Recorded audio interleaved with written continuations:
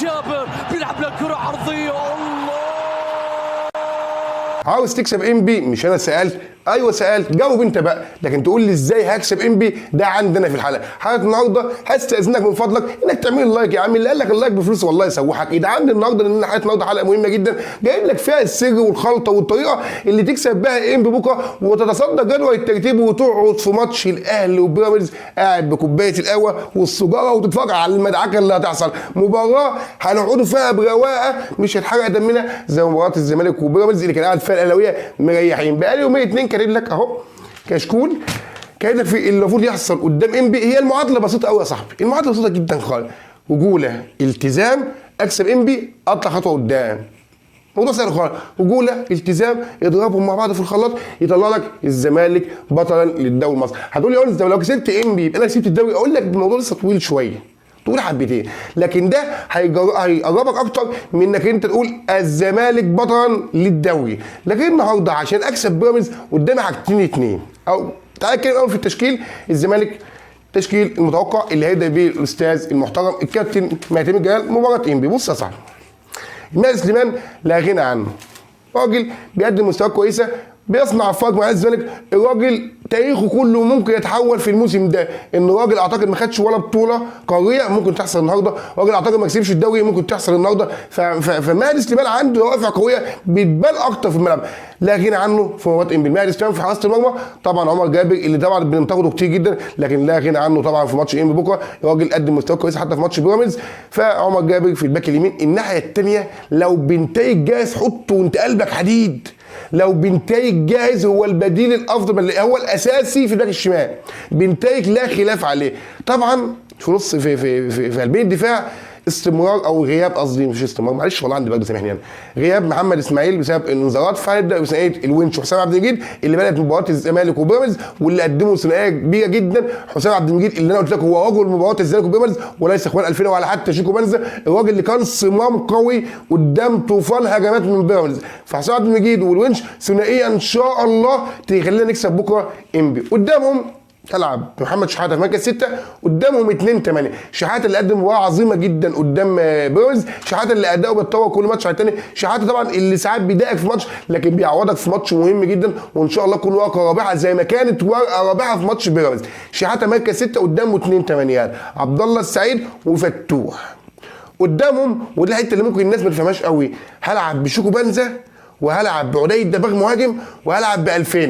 هتقول لي دلوقتي لعبت بونجين، طب ليه عدي الدباغ بتلعب مهاجم؟ لان ناصر منسي عنده انذار، لو غاب ماتش لو خد الانذار الثاني هيغيب عن ماتش الاهلي، وانا محتاجه اكتر في ماتش الاهلي لان ناصر حتى اداؤه مش كويس بيعرف يضغط كويس، وانا محتاج عدي الدباغ جدا عشان خاطر يكون هو المهاجم. لان انا جايب عدي الدباغ راجل يعتبر مهاجم اجنبي. عدي اللي واحد من اهم لعيبه نادي الزمالك، عدي اللي هو واصل لهدافين الدوري الممتاز بفارق جون عن محمود حسن تريزيجيه هداف الدوري. فعدي الدباغ ورقه، معلش عندي برد والله سامح، ورقه هتكون قويه جدا لهجوم نادي الزمالك. هتقول لي طب ما العبش ليه بنصر والعب بعدي وينج؟ قلت لك عشان خاطر الانذار، لكن دي دماغ لمعتمد جمال. وعلى الاقل خالص انا ممكن استنزف ناصر ان الراجل دلوقتي يعني ايه بيلتحم كتير في منطقه الجزاء، راجل مشاكس مشاغب، فممكن يحصل انذار. لكن ممكن في الشوط الثاني لو الزمالك كويس يبدا ياخده ويعني يكمل الماتش. لكن انا زي ما قلت لك ده التشكيل اللي المفروض يبدا بيه معتمد جمال. لكن معتمد جمال طبعا هو طبعا كابتن معتمد جمال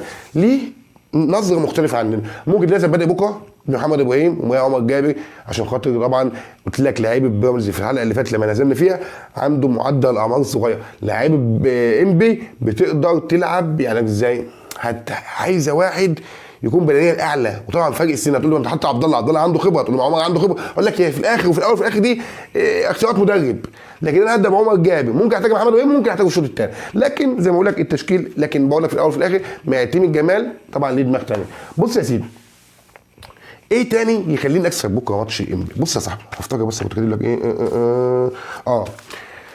اسلوب انبي بيلعب طبعا على انه يسيب لك الكوره، العب يا باشا، امسك الاستحواذ والعب وانا هفضل عليك من الاخر، اقف في نص الملعب العب لك على المرتد. وده اللي حصل في ماتش انبي في الدور الاولاني، وده اسلوب بيعتمد عليه كابتن حمزه الجمل. هو راجل محترم جدا ومن اهم المدربين في الدوري المصري، وراجل بصمه من بصمات التدريب اللي بيتفرج على حمزه الجمل. حمزه الجمل مدرب محترم، وده اللي قلته برضه قبل هزيمه نادي الزمالك وبكرره النهارده بعد هزيمه نادي الزمالك من انبي في الدور الاول. حمزه الجمل مدير فني محترم، راجل زي ما بقول لك ليه بصمه في الملعب. المهم، فهو انت هيسيب لك الاستحواذ، العب زي ما انت عاوز.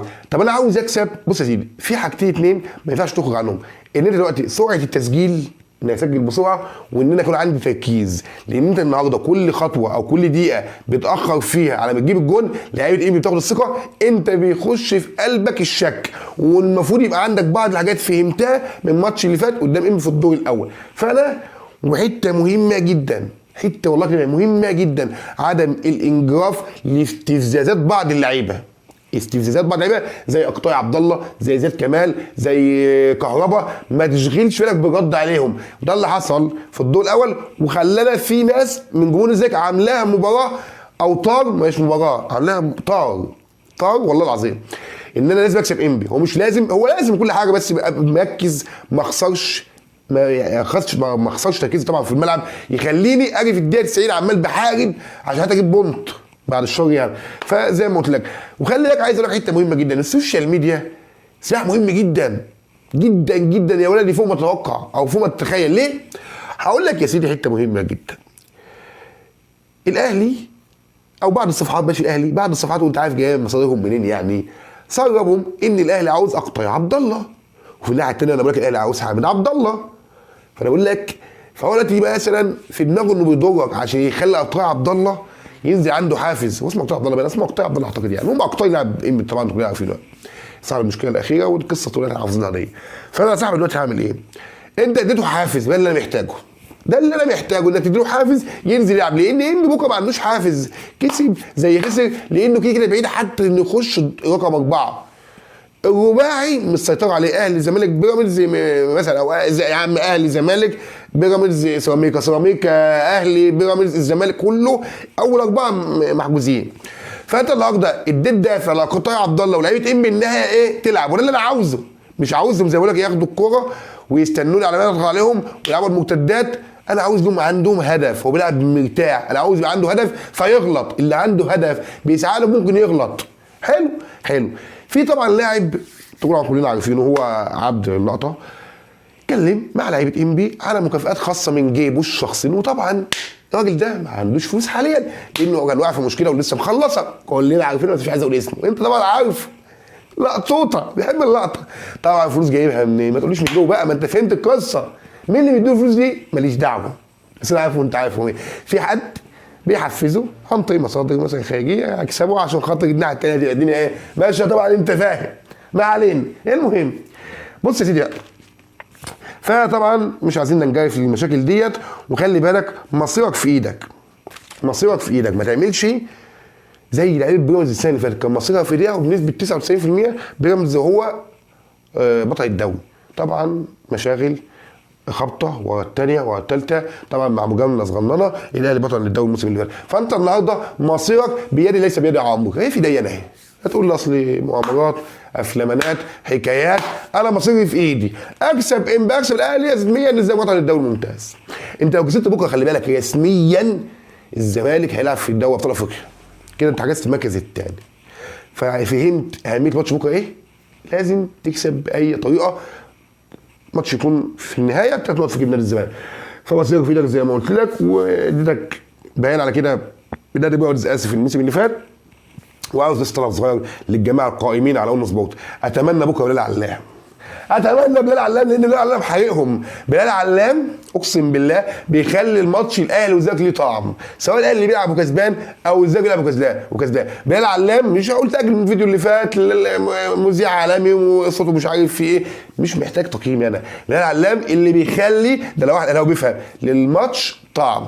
الناحيه الثانيه هتقعد بقى لو كسبت انبي زي الباشا مالك ابن مالك قاعد كده بيتفرج على المذبحه اللي بتحصل بين الاهلي وبيراميدز. فطبعا ان شاء الله يكون ده اللي احنا نتوقعه يعني. الاهلي ابن المحظوظه الاهلي ابن المحظوظه هيلاعب بيراميدز بكره بغيابات لبيراميدز موت مروان حمدي، اسامه جلال، قطه، مين تاني؟ مروان حمدي واحمد سامي قطه واسامه جلال.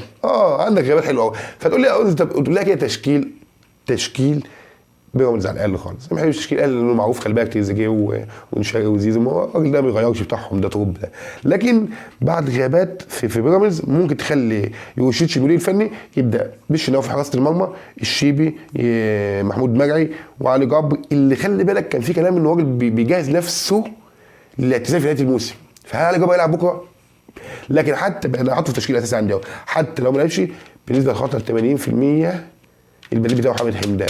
حامد حمدان بتاع بروجيت اللي الزمالك عايز يجيبه، ايوه هيلعب في مركز الدفاع، لان حامد حمدان خلي بالك كان بيلعب مدافع في بروجيت في معظم الاوقات، او في بعض الاوقات، مش معظم، في بعض الاوقات، بس خلي بالك ده طريقه هم عارفينها في بروجيت او دارسينها او متدربين عليها. فممكن برضه يكون حامد حمدان في قلب الدفاع صغر لبيراميدز. لكن خلينا نتكلم في علي جبر ومحمد حمدي، طبعا لاعب انبي المعار لبيراميدز في مركز الباك الشمال. قدامهم ثلاثه، الكارتي وافضل ديفندر في مصر طبعا مهند لاشين، وجنبيه ناصر كوستا، قدامهم ثلاثي زيكو ومايلي وزلاكا.